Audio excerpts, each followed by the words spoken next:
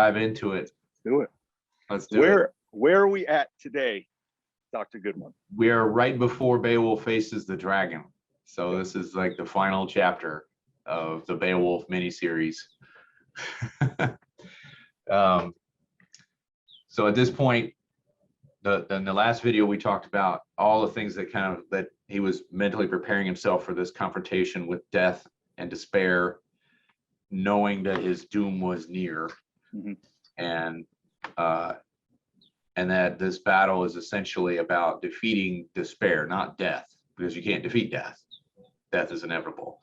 And so it's about integrity versus despair. I think is a really interesting parallel in the work of Erickson and this stage of the poem. Now, maybe the poet was an Ericksonian psychologist, from the 9th century, but I kind of doubt that. In any case, whereas before we had the harmful shadow complex that we faced with Grendel, and then we had the harmful anima complex with the Grendel's mother, now we've got a ego versus a complex related to the self archetype, I think. And it's about how do I integrate with the self? And of course, Jung talks about this in his theory of the second half of life. He says at the beginning of life, you're in the first half, you're occupied with establishing yourself and, all of the sort of things that you have to do in life and so forth. The second half of life, though, you're having to learn how to die, essentially. How to integrate with the self is another way of putting it that's not quite so grim sounding, but they are the same. And it's how do I engage with the fact that my life will end, and how am I going to meet that end? And so that's why I think this conflict is so beautifully described in images in this part of the poem. And again, it's probably just a testament to the fact that the poet must have been someone who had seen some stuff in his life, and he was just a wise guy, or maybe he was just someone who's just intensely intuitive, and he could see into this. So he strides up to the cave where the dragon has been known to lurk and utters a word of challenge, but the poet doesn't tell us what the word is. He just goes, "Rah," or whatever. And then the dragon emerges into the light for the first time at this point. Now, this is interesting because, as we pointed out, up to this point, all the monsters have only come out at night, including the dragon. The dragon will only come out at night, ravage the countryside, and then disappear, and then sit there and stew all day long, waiting for the opportunity to come back out once the sun goes down. Isn't that interesting? What do you make of that? I mean, a Jungian might call it a confrontation with the unconscious, right? So these unconscious things are coming out at night, the darkness, right? It's those times when we are the most susceptible to unconscious pressures, potentially. Because at night is when we're turned inward. And that's, again, back to our visual spatial system is set up that way, so that when it's light, we're genetically designed to explore during that time, because our eyesight that's when our eyesight is attuned to the environment. But then when the sun goes down, our brains turn to inner matters. And so our activity cycle says you need to be active about 2/3 of the day and sleep the rest of the time. Nature, however, has said, okay, but the brain is not going to be just sitting there. It's going to be doing stuff, right? And it's doing its thing, which is meaning making. It's organizing memories. It's organizing dream narratives and personal narratives and identity formation and all that kind of jazz that goes on during dreaming. So I think it's extremely apt that these critters show up at night, except this one final challenge. When he, unlike all the other confrontations where the creature would skulk out from the shadows at night, he goes to the creature. Now, it's kind of like the Grendel's mirror part where he dives in, but he dove into the darkness in that case. Here, he goes to the darkness and brings the monster out into the light. So I think that's really interesting, and there's a lot going on there, and I'm not sure I've really explored all of it really.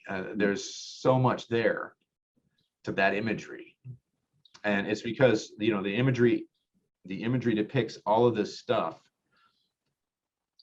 that much of which can't be really put into words easily. Yeah, that's why the psyche uses images to do it. So I'm thinking to myself, and you just mentioned it too. Young prioritize that second half of life is very much being that kind of introspection, and I think that can be naturalistic in terms of lifespan development, right? So it's just an essential part of the second half of life, and maybe this is symbolic of that. It's like going towards what is inside, going towards and bringing that out, in terms of end of life integration, almost, potentially. Yeah, well, and the poem that requires courage to do, because it's depicted as a terrifying potentiality that there's a dragon in there, and it has the ability to burn the whole show down. Right. So, and burning, of course, is typically connected with affect, intense affect, rage, passion, It's got a destructive capacity, but of course, fire is a antimonial symbol, like a lot of symbols are, in the sense that it's both negative and positive. It's neither nor. Now, I think some people look at this and they think, well, the imprecision drives them nuts. They don't like that, right? They want nice, precise, clean-cut categories. And I've got a math background, so I really dig that. I do. But that doesn't mean, just because we want that doesn't mean that's how life it really is. Right. And in this instance, these images depict things that are complex, and fire can warm, it can surround, it can heat the tribe, it can cook our food and all that stuff, and it can also torch you to death. So same of intense affect, right? It gives us warmth and life and passion and all these good things, but it can also destroy us because it leads us by the nose down to our destruction. So the dragon is connected to that idea in the sense that it can just spew fire, right? It breathes it, so it's raw nature. And a dragon is a really good depiction of that because it's reptilian, and so it kind of captures that reptile brain kind of thing, but it can also fly. It's also highly intelligent, and so it combines high and low. And it lives in the ground, but it can fly up into the air. So it's also connecting the earth and the divine realms too. So it becomes a symbol that embodies all of that stuff in one potent image. And it's an unstoppable force. And Beowulf challenges it. Now, this is after he's brought all his retainers with him, right, like he usually does. And as in previous cases, they are completely useless. And they all scarper off into the discard pile. And so he's got to face it alone. Now, that's done for dramatic effect, but at the same time, it can reflect a psychological process too, which would be, if we take Beowulf and his retainers as like a picture of the ego, only one piece of it, the courageous part, is going to be there left, and the rest of it has been pared down. That's one way to look at it. So then the dragon comes out and they start going at it. He has his steel shield, which is described as the finest in the land. He uses the sword of his grandfather. So there's a whole lot wrapped up in that symbolism. And it's, interestingly enough, it says the sight of the other brought fear into each of those destroyers. That's what the poet says. What's up with that? That's an interesting, strange sort of thing to throw in there, it seems like. The sight of the other. So the dragon seeing him and him seeing the dragon. Yes, they evoke fear in each other, right? It's not a one-way deal here where Beowulf is afraid of the dragon's afraid of Beowulf. It's a doom for both, really. Yeah. I mean, I think that, and we've talked a lot about fate throughout all of this, and to the degree that we can kind of digest it from a psychological perspective, Jungian perspective, in terms of what fate means, in terms of fate with ourselves, with our own connection to our own unconscious, and for Jung, it was like the self archetype.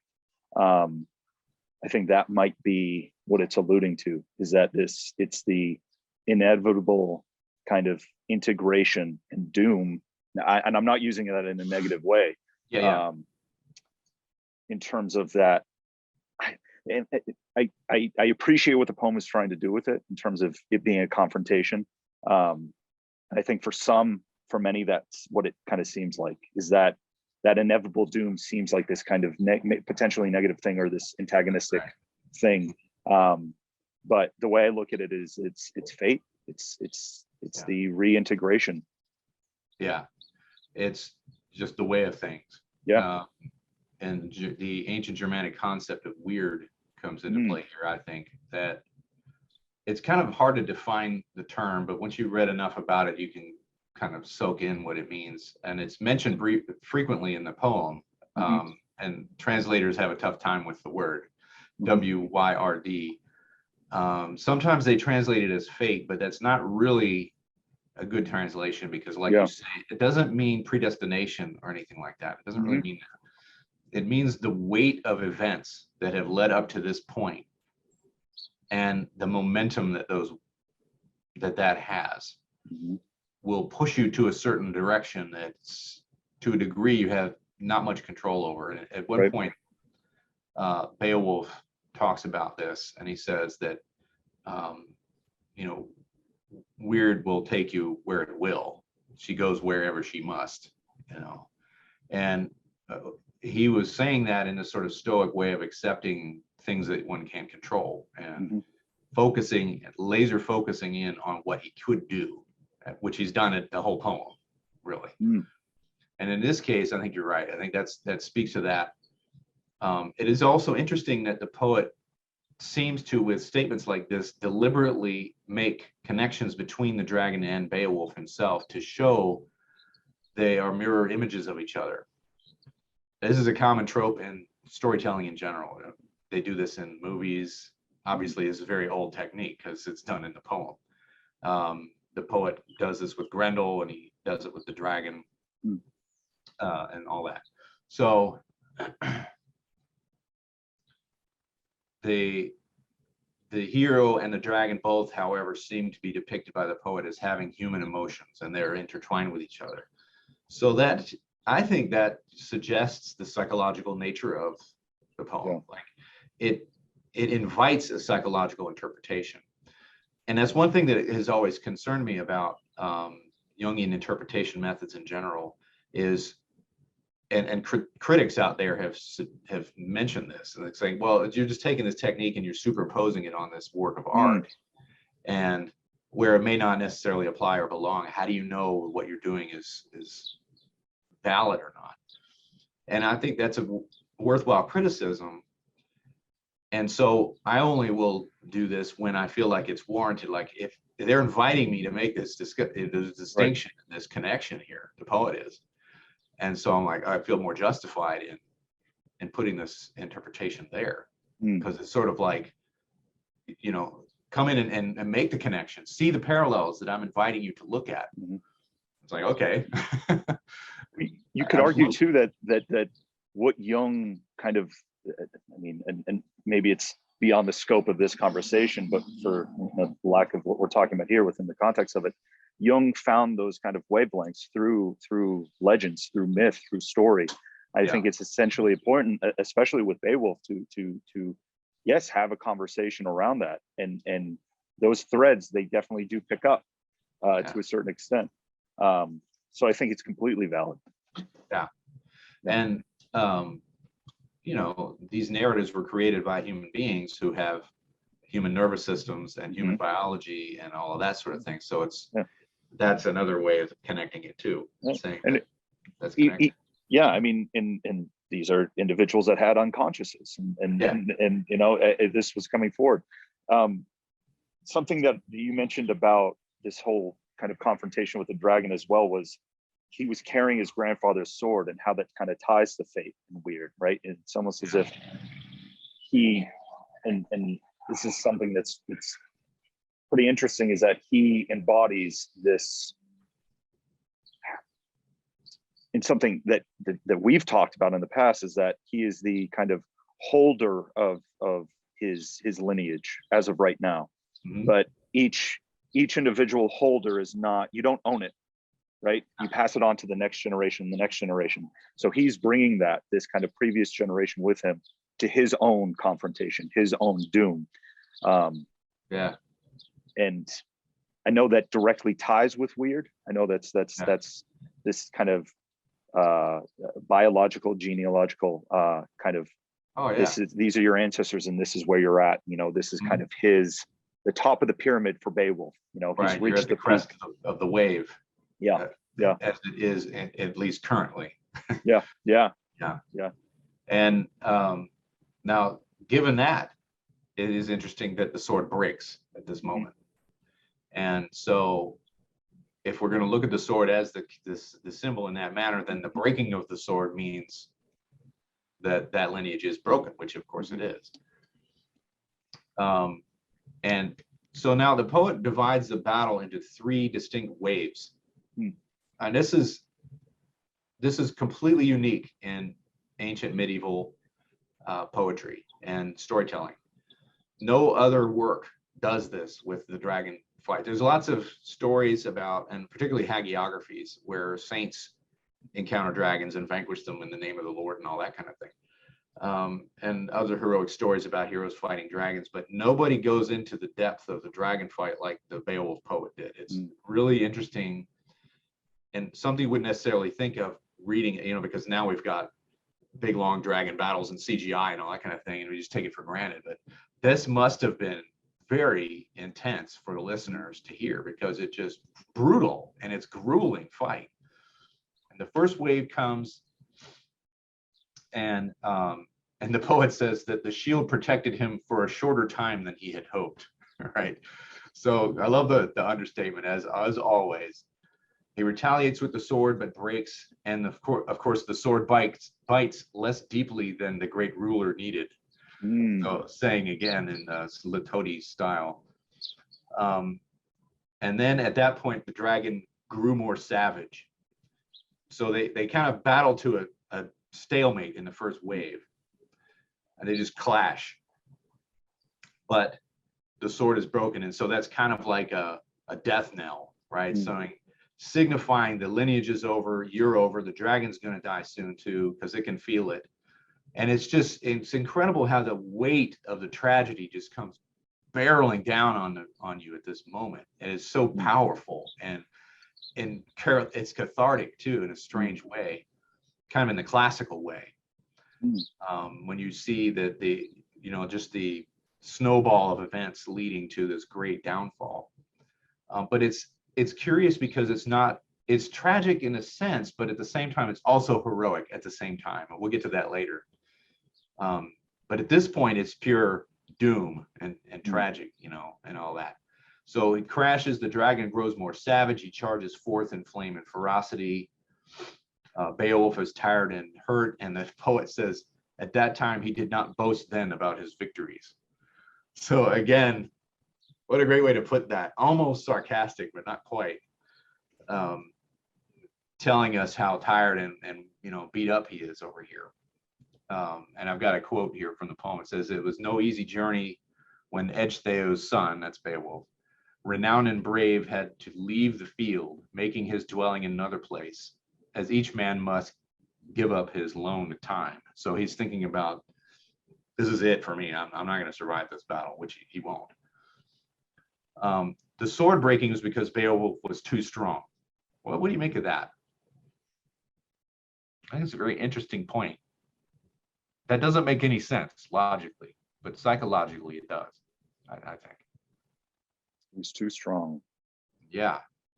So Beowulf, remember, is our symbol of the ego consciousness, of the heroic ego consciousness. He is not a heroic complex anymore. He's the king. So he's the ego at this stage. Yep. It's evolved into a new, more integrated ego, but it hasn't faced its final challenge yet. This over-reliance on cognition. Yeah, it's too strong. Yeah. It's too strong. And it shows us that it doesn't work. And again, we've run into this already once before, when the other warriors tried to kill Grendel with their swords, and the blades would fight. Right. So here we are again. And it's the same lesson, but it's mutated a little. Mm. And we see that even our great hero, the guy we're rooting for, you know, he's too strong. So that means that strength isn't the answer here. Mm-hmm. It's not going to be the key to the victory, interestingly enough. So again, he's make his dwelling in another place. I just have to make an aside here. Means obviously going to the next world. And this kind of speaks to the supposed Christian, you know, overlying theme of the poem, which I think is overstated in some of the criticism, at least the earlier criticism of the poem. Just going on and on about how this is a poem about the evils of greed and overweening pride and all that kind of thing. I don't think that's in this poem at all, And the poet tells us over and over again this by using vague terminology like this, like he's going to another place rather than heaven, right? If he's that steeped in Christianity, which he may have been, he was a scholar, he was skilled in letters and poetry. Most of the people at that time were Christian, but this is also 9th century, right? Not 19th century Christianity. There was a humongous difference. Yep. The pagan ways and the heathen mindset and all that sort of thing was still alive and well everywhere you go, you know. So, and this guy apparently wasn't interested in preaching to anybody. He wanted to tell an exciting story that you could interpret in a Christian way if you wanted to, but it wasn't necessary or required. Yeah. I would say that the poem is very much, I don't want to call it anti-Christian, but I think it's monistic in a way. You know, it mentions God, and the only mention of the Bible was, you know, Grendel being of the lineage of Cain, him and his mother, right? Yeah. There's no reference to the New Testament at all. It's all Old Testament stuff. And the way Beowulf, being the hero, behaves is not very Christ-like, you could say. He's not concerned about sin and redemption, and the poet is not concerned about asking forgiveness for sins or any of that sort of thing. The poet is concerned about the heroic virtues of courage, loyalty, vengeance, that kind of old school stuff. Beowulf wasn't born with this. It's not a bear your suffering bravely. It's not a understand how wrong you are. It's more of a give over everything to God. It's not that. He trusts in his own strength to the limit that is reasonable. And God takes over the rest. Right. So it's a blend. It's very interesting. One of the scholars that reports on this says that it's the more you get into this, the more you realize the blend of Christian pagan elements is very difficult to describe because it's, you know, it's unusual for modern ears to listen to, you know, when the pagan stuff was so much farther in the past than it was for the poet, of course. Okay, so anyway, at this stage, right, so we're in our second clash, and Beowulf is hurting. He's getting beat up. Wiglaf shows up, right? So Wiglaf is a young, untried warrior of the Geats, and he's looking at his 11 retainers who are loath to join the battle with their king. You know, he has a few choice words for them and charges in to help Beowulf, right? And the poet gives us 27 lines of poetry about Wiglaf, his lineage, and his war gear, right? So very important stuff. Interestingly enough, he's young and untried warrior. He's never faced any combat before. I mean, what a debut, right? If you're going to go big, go big or go home. And this is in direct contrast to, of course, Beowulf, whose deeds are legend. And you see this is a common trope in world folklore, actually, of the old, you know, gloried warrior getting helped by this untried, you know, young guy from who knows where. He joins in. So what do you make of that element of the story here? What's going on here, do you think? The next adaptation, potentially. Right. Just as Beowulf was that for Hrothgar, Wiglaf might be that for Beowulf. Exactly. It's a recycle of that theme, showing the cyclic nature of the whole process. And that, you know, death comes because it must, because there's the next generation and the next cycle and the next, you know, iteration of the ongoing and never ending sort of thing. Came across this interesting quote by Jung, where he says that the battle and the conflict is necessary for life. As soon as it ends, life ceases to exist. Something like, I'm paraphrasing, but that's kind of what he says. It's like the conflict is just a natural part of it. So I think it's true. So then, yeah, just like you said, Beowulf is now in the Hrothgar position in a sense. Yeah.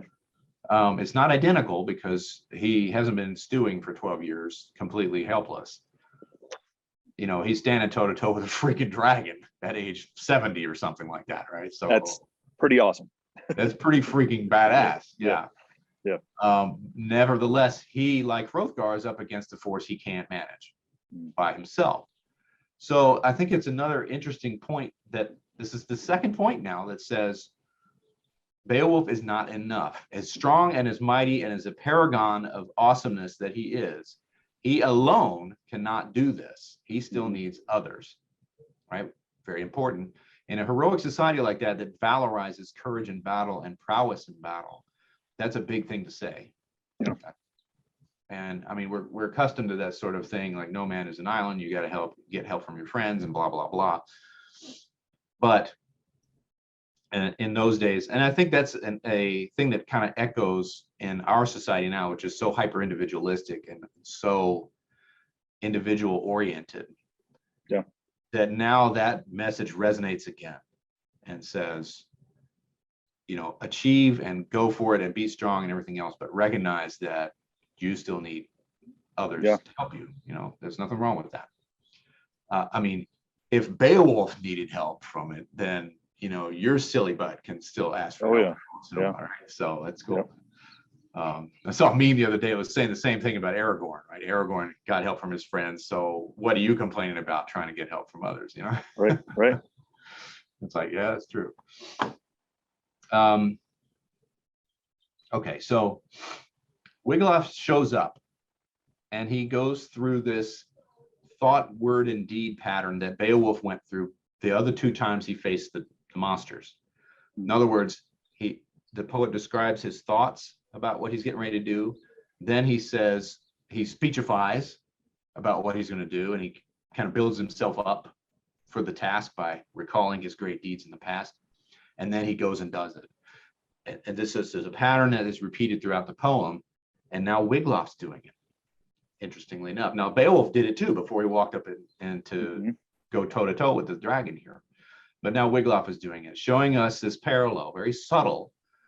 But when I was reading it, I noticed like, oh, he's doing it again. It must be deliberate. Maybe it wasn't. Maybe it was intuitive. But anyway, so then he goes on this long speech, right, which makes no sense from a realistic battle point of view, right? But psychologically, of course, we're not concerned about that. We're concerned about, does this make psychological sense?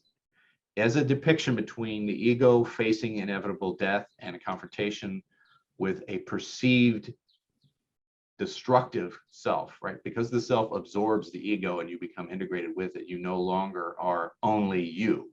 You're a part of something larger than you, which can be perceived as a dragon, as destruction, like especially for somebody like Beowulf, who is so sharply distinguished from everyone else because of his pure awesomeness and his strength and all that.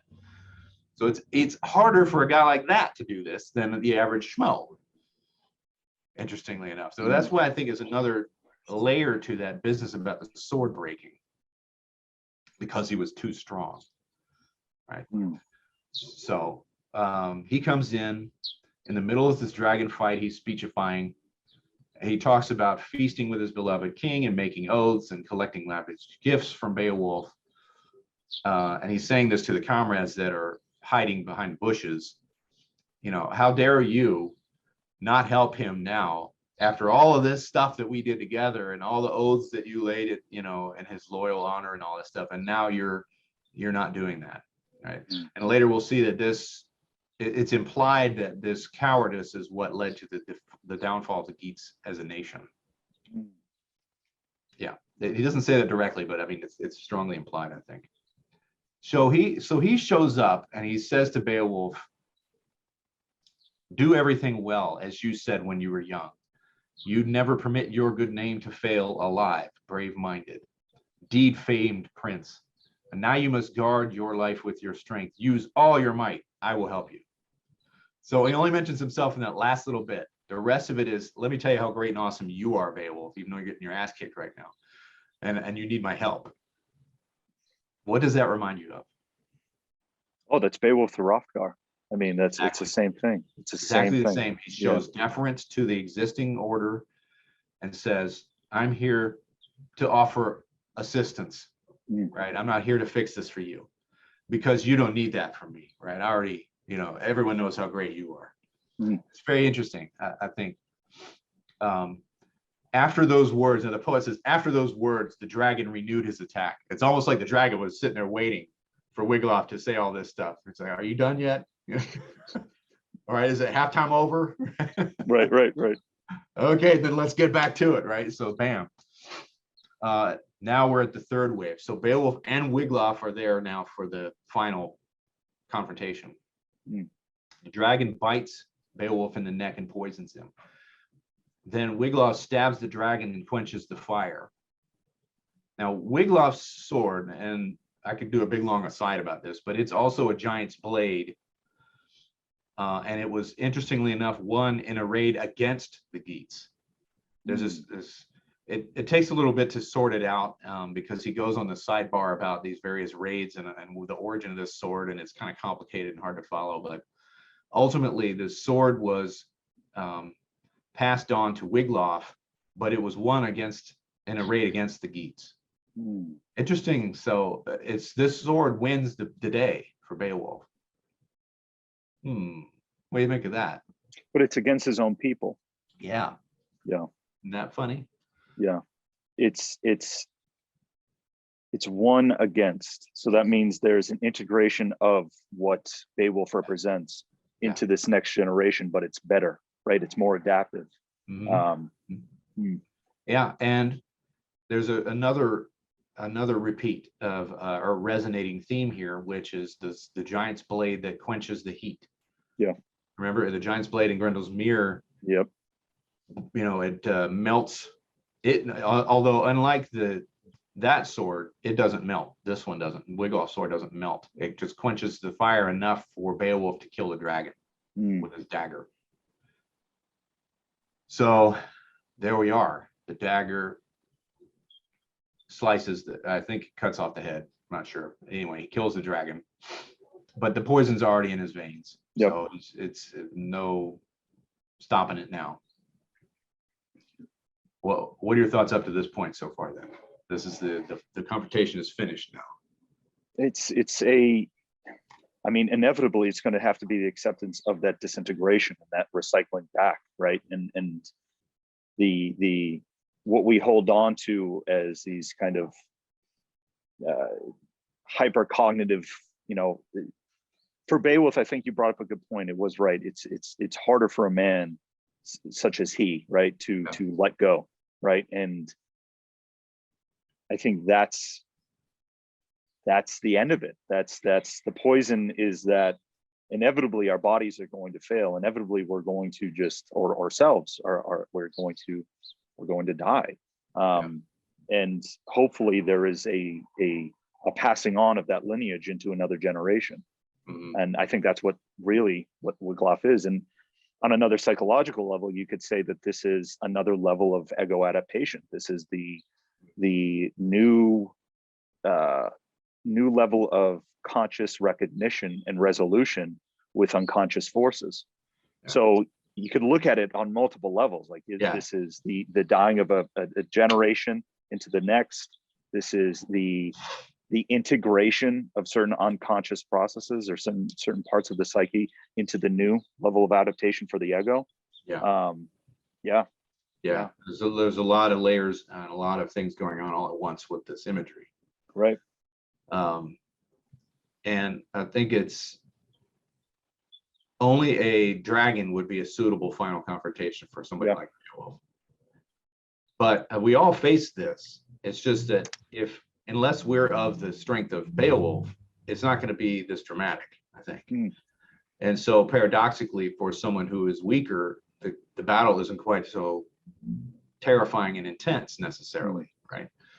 But because of the strength of his will, which is signified as that of 30 men in a single grip, you can think of that literally as just, you know, typical fairy tale exaggeration, or you can look at that on a psychological level as a way of saying that he has immense willpower, more than most people. That's exactly the kind of person who's going to have a hard time letting go of their power. Yeah. And so it would only be a dragon that would really bring that to their attention.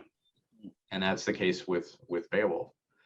But it's the sense that you get listening to or reading the poem or listening to it. I have an audio version I've listened to many times, has sound effects and oh, I love that. Yeah, it's really I like neat. that. But you know, the sense that you get is that it is inevitable, like that there is no other way that this can end. And that's why it's a great symbol of death. It's not just me, you know, projecting that onto the dragon, and it's more that it becomes a great symbol for it because of the inevitability of it. Yeah. And that if you're going to describe something that is unstoppable like death, and how does that feel, and how is it perceived, and clothing that in an image, the dragon works really well for that. You know. So now he's sitting there dying, and he sits down on the seat before where he was contemplating his battle, and he gazes upon the treasure hoard. And again, now hold on a second. I'll pause recording. Yeah. So there was one scholar that I read that was talking about the comparison with the dragon fights.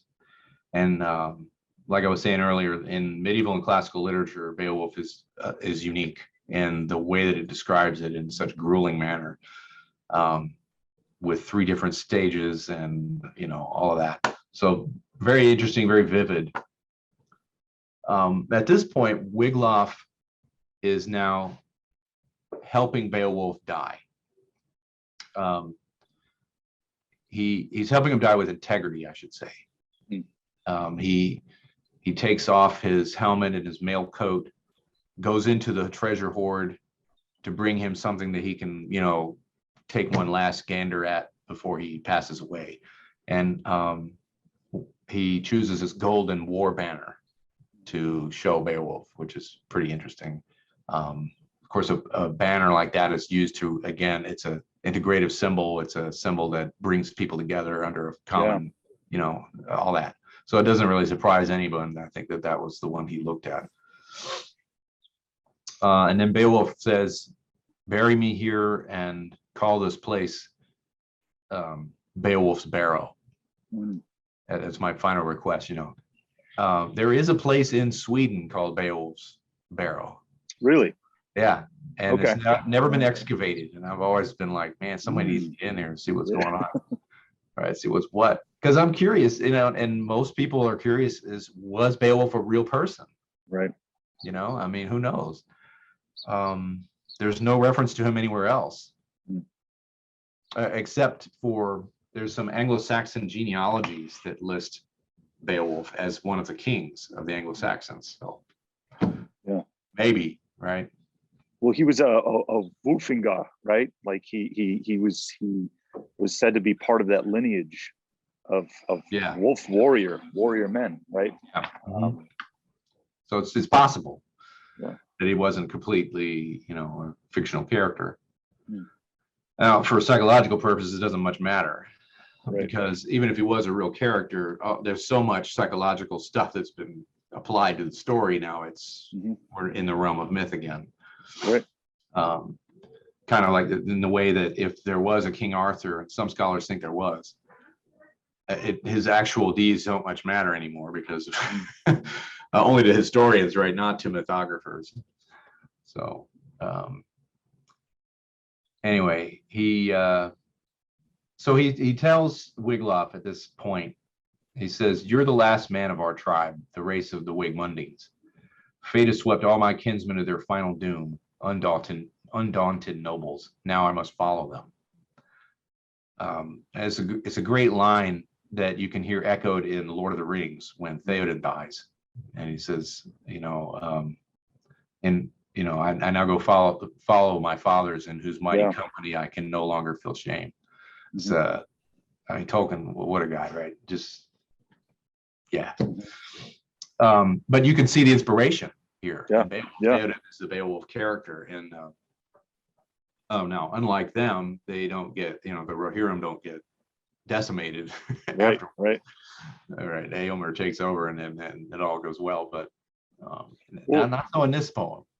Well, like Theodin, Theodin throughout was called like Theodin renewed, right? After he was relinquished of this spell from Saruman, like and through his actions, they called him Theodin renewed, and I think that's a great example of kind of the renewal of the ego, right? And it's really the same thing, and I'm sure Tolkien pulled from that, which was this. I wish there could be like maybe not wish, but I'm glad there isn't actually this kind of singular interpretation of this poem, right? In terms of it being this multiplicity of different not only interpretations, but from a psychological perspective and a historical perspective and a mythical perspective, it could be so many different things to so many different people. But the consistence of it being this representation of not only conflict, and conflict being a natural part of life, but this renewal through conflict and the inevitability of not only the end, but there being a beginning in the end. Yes. And an end in the beginning, right? Right. That's right. I really enjoyed that. Yeah. There's many of the scholars that I reviewed for my book on this poem said essentially what you were saying, which is that the poem seems to defy a singular interpretation. Yeah. And I would think that is true of many great symbolic works. Yeah. If it's done correctly. Now, if whoever is designing it has got some kind of like deliberate agenda, or a theme that they just can't keep from banging right on the nose, then you're not going to have simple, easy interpretations. Because the complexity is deliberately put in there, and the antimonial qualities and all of that. And this definitely has that. It definitely has that. And so it's in a sense more true, I think, because life is complex. Life is full of contradictions and paradoxes and all that. And so it feels more authentic rather than a narrative that's just been, beating people over the head with some kind of political message or something. It's not allegory, right? It's right. And I think that's also kind of the gift of poetry and epic poetry. It's so much can be pulled through depending on where you're standing in your own life and what you're kind of viewing and what you're taking in. And I think, I think from what we've discussed, mainly from a depth psychological perspective, but from what we've discussed, there is a very practical message throughout all of this, right? In terms of where, depending on where you're looking at it, but in terms of it being representative and symbolic of something that is true for all of us, right? In terms of the practicality of action and going out into the world. And I think we said at the beginning, it really is about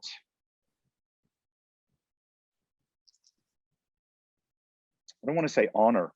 I mean, honor is there, but it's honoring yourself really, and having that reflexivity in life. Integrity, I think. Integrity, is one of the key features of it. Yeah. And all the different dimensions of that term.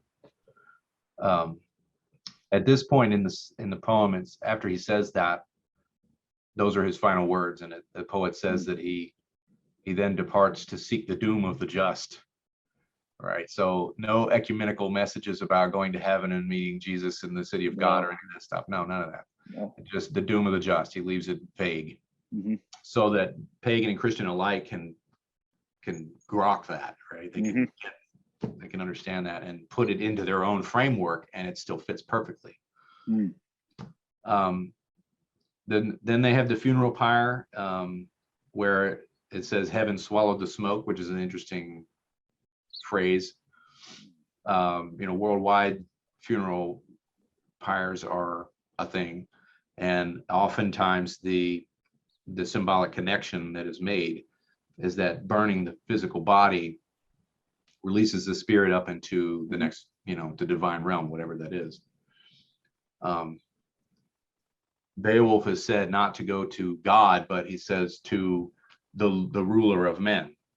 And you can interpret that however which way you want. You can say that's God, you can say it's Woden, maybe, or whoever. And then the messenger comes. The messenger's prophecy is the final piece of this poem. Now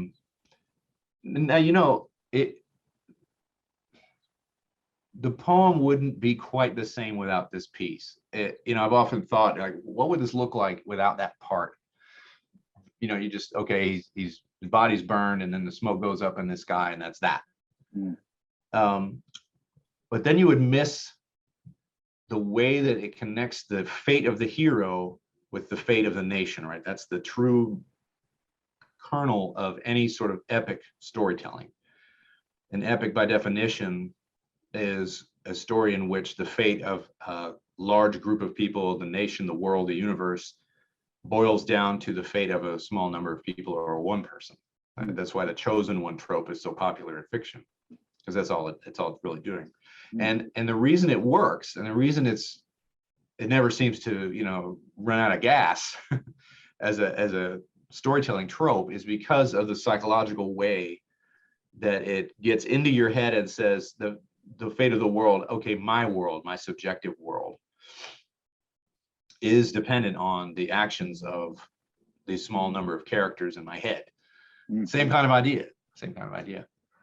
So here, the messenger comes and makes this prophecy of doom and says, because it doesn't directly accuse the men that ran off on Beowulf, but it says, because of the way that the state of things, your whole people is doomed. He says in the poem, each must wander no short time in the lands of exile. Now that our king has laid down laughter at every joy, the spear must be seized morning cold, hefted in hand on many dark dawns. No harp music will wake the warriors, but the black raven above doomed men shall tell the eagle how he fared at meat when with the wolf he stripped the bodies. Now that's poetry with muscle, man. Yeah.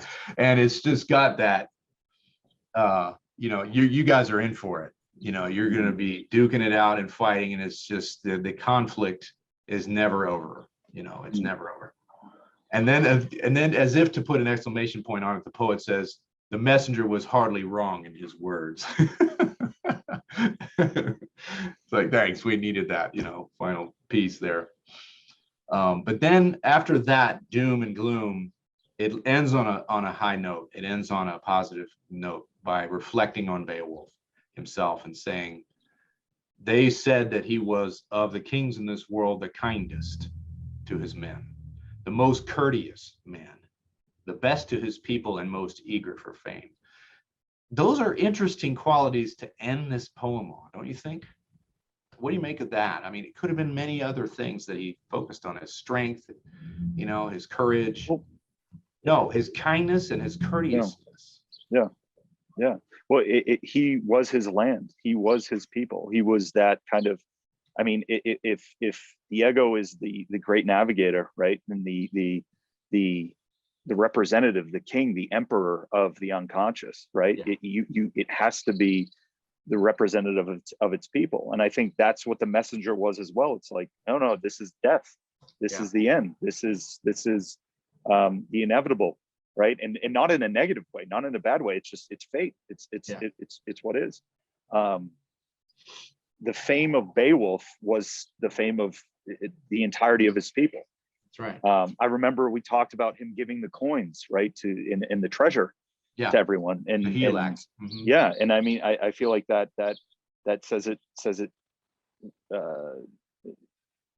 it really gives an indication of what kind of leader this man was. And from a psychological perspective, what kind of a navigator, what kind of ego are you to your people, right? Yeah. How do you your commune, inner tribe, your inner collection? How do you commune with your own unconscious? Mm-hmm. And the poem argues that the ideal way to navigate that path is to be the kindest and most courteous and the most eager for fame. That's the final word, right? Eager for fame. So now fame is something celebrated in the ancient poetry, of course, because they're right on the cusp of a non-literate society becoming literate. So you're seeing the echoes of all of those many generations of the non-literate society. Fame is how you live forever in that world. And so your deeds live on long after you're gone, and the stories that are told, right, continue, you know. So yeah, he died. Yes, the Geats were decimated and scattered, but his fame lives on, right? So then that means that the victory is still his, even though he died. And it was not so much that, in a sense, the victory is even more impactful than it would have been if he had defeated the dragon and just sort of lived forever. Yeah. Because he defeated death, not by not dying, but by dying with integrity. Yeah. And dying, you know, with his fame intact and with his reputation intact. Right. And like you say, like with his honor intact. That's another good way to put it. Because honor is what is reflected about you by others, and that goes on. That goes on. And the distinct message there is that even in the kind of the confrontation with what might be considered the most challenging of adversaries, right? And inevitability. I mean, Grendel's mother, the dragon, death, the inevitability of it. There was still that kind of libidinal force outward to say, I'm going to live until I'm not living anymore, right? I'm going to be that representation of adaptation until I can't. And that fame it's very unique because, I mean, even now, I mean, you look at people that do live those authentic lives up until the very end, and you see them in whatever domain that they kind of participate in, whatever that they do, you have the utmost respect for them because they went all the way, right? They went all the way. And in the face of true adversity, they still kept course, and they said, I'm going to head into this nonstop as much as I can until I can't do it anymore. And I think that story is something that is eternal. And I think that is a story that is very, very much needed now more than ever. And something that you brought up about this was that you can't do it alone. It's not about the hero. It's not about being alone. It's about really not only doing it together, but being a avid supporter of one another in that endeavor, in that fame.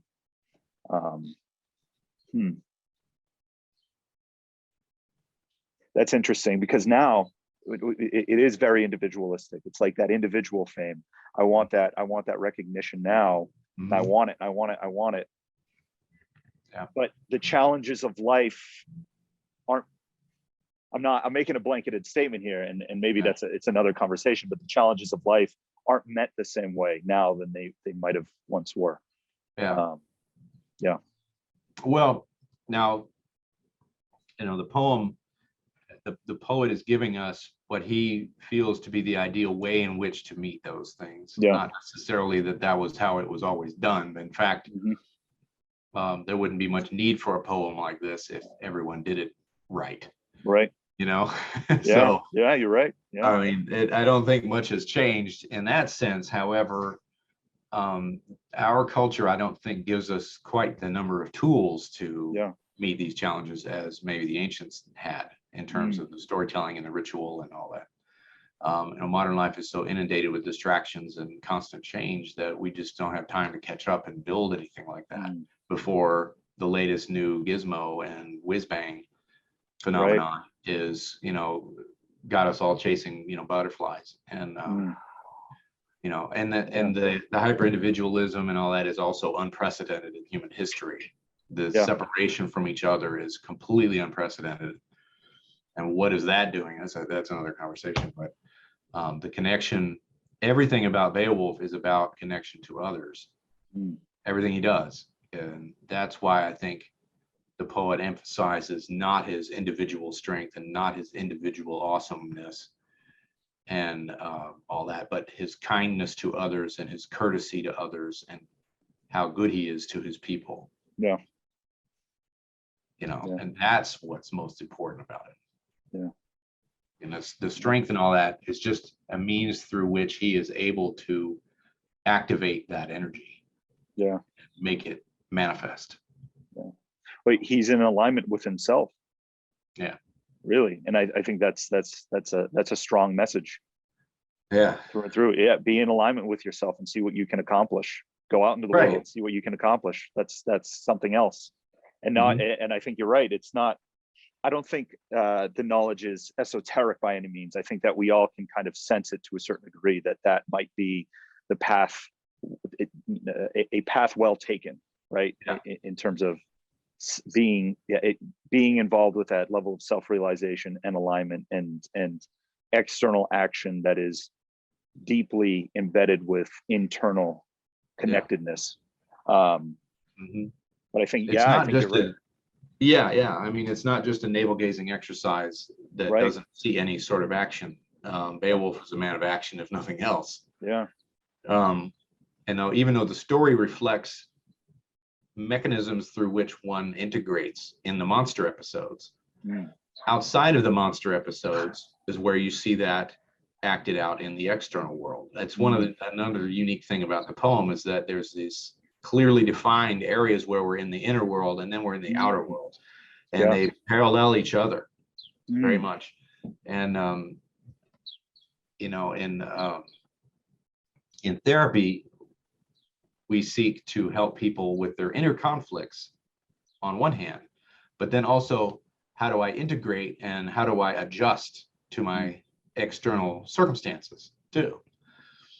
Because those aren't exactly the same things, right? Now, Jung emphasized the first part, work on that first, and then the rest will be easier, which makes a lot of sense. Because if you're if you're conflicted on the inside, you're never going to be able to adjust to the outside world, because who knows which part of you is going to be playing out from one day to the next. So you've got to get yourself balanced on the inside more so, as much as you can. But then a little bit later, or at least at the same time, you still got to figure out, how do I fit in with where I'm at now, with others, with my society, with everything else.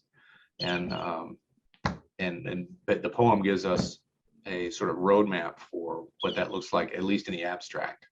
Yeah. In these potent images.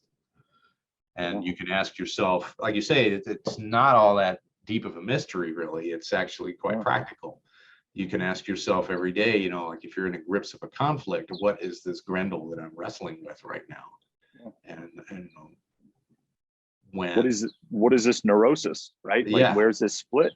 Why am I feeling this way, acting this way, and getting the input this way? I think everybody deals with that all the time. All the time. Like it's a part of the human experience to kind of be conflicted like that. And you're always getting accosted by Grendels. right. Yeah. You're always being presented with something that might seem to be very negative, but requires your attention, your respect, your compassion for yourself and others. And I think at the end of it, that's really indicative of what it means to be a hero within your own personal myth, your own personal journey, which is, you might be conflicted and presented with these kind of this neurosis about who you are or what you need to do, whatever it is. But if you're in alignment with yourself, really that through line just shoots up, and it's a I don't want to say a prerequisite for external action, but it inspires external action. Yeah. I love, yeah, man, I love this stuff. I love it. Yeah. I love it. It's so good. It's so good. It's so good. Yeah, and the poem itself, it really is something that transgenerationally can inform practical action. I feel. Yeah. I agree. Yeah, definitely. Well, that's it. That's the poem. Yeah. We did it, the whole thing. We got five episodes on Beowulf. Yep. That's the end of the mini series. End of the mini series. Hey, maybe one day we'll revisit it, but I think we're on to similar but equally as or similar, different, but equally as important material in the future. Yeah. All right, Dr. Goodwin, I appreciate it. Thank you for having me on your channel, and I'll see you soon. All right, we'll see you. See you, sir. Bye.